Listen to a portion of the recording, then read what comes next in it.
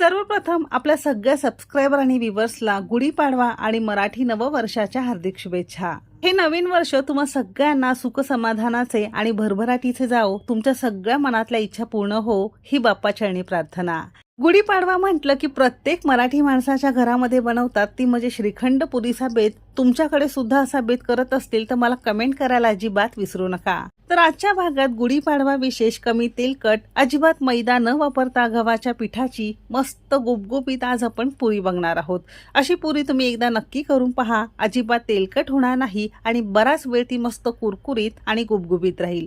भरपूर टिप्ससह रेसिपी मी तुमच्यासोबत शेअर केलेली आहे, म्हणून ती अगदी शेवटपर्यंत नक्की पहा। सगळ्यांना एक निवेदन आहे, तुम्हाला जर माझ्या रेसिपीज बघायला आवडत असतील तर कुकिंग तिकीट मराठी चॅनेलला सबस्क्राइब करा आणि बाजूची बेल घंटा नक्की क्लिक करा। चला तर मग वेळ न घालवता रेसिपीला सुरुवात करूया। सर्वप्रथम